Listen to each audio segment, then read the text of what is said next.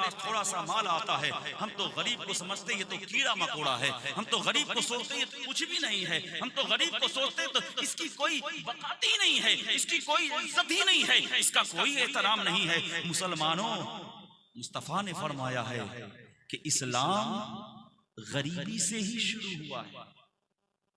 इस्लाम गरीबी से शुरू हुआ है और अनकरीब जो सिमटेगा इस्लाम वो भी गुर्बत ही में गरीबों ही में सिमटेगा। तो मुसलमानों, ये मत सोचो कि हम सबसे बेहतर हैं। बेहतर तो वो है जो खुदा के नजदीक सबसे बेहतर होता है। बेहतर तो वो है जो मुस्तफा के बारगाह में सबसे बेहतर हो।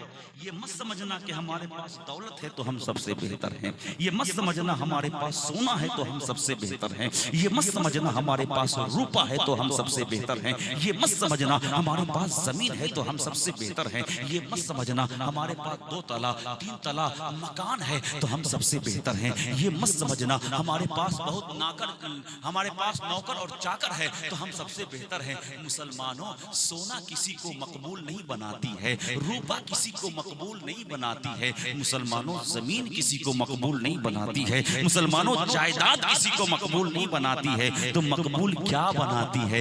मकबूल अगर बनाती है तो हकीकत में गुलामी मुस्तफा बनाती है। आप कहोगे कि गुलामी मुस्तफा ही तो करना है, जुबान से सिर्फ कह देंगे नारे रिसालत या रसूल अल्लाह, हो जाएगा गुलामी का सबूत। गुलामी का सबूत ये नहीं है कि सिर्फ ये कहते रहो कि हम मुस्तफा के गुलाम हैं, हम मुस्तफा से मोहब्बत करते हैं। गुलामी का मतलब ये है कि मुस्तफा ने जो फरमाया है उसके मुताबिक अपनी जिंदगी को गुजार लेना।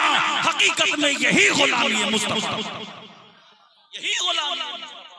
आज लोग सिर्फ अपने जुबान से दावा करते हैं हम मुस्तफा के गुलाम हैं, तो हम मुस्तफा के गुलाम हैं। हमसे बड़ा मुस्तफा का कोई गुलाम नहीं, हमसे बेहतर कोई मुस्तफा से इश्क करने वाला नहीं, हमसे बेहतर कोई मुस्तफा को चाहने वाला नहीं। मुसलमानों, सिर्फ जुबान से अगर कहते हो तो ये जुबानी दावे नहीं चलेंगे। अगर तुम मुस्तफा से प्यार करते हो तो जब मस्जिद में अजान हो जाए तो जाकर तुम्हें सजदे भी करने होंगे। जब मस्जिद से अजान की सदा बुलंद हो जाए तो तुम्हें जाकर रुकू और सुजूद भी करने पड़ेंगे। जब रमजान का महीना आ जाए तो तुम्हें रोजे भी रखने पड़ेंगे। जब बाप सामने में आ जाए तो ताजीम भी करनी होगी। जब माँ सामने में आ जाए तो चेहरा देख कर करके तुम्हें हज का सवाब भी लेना होगा।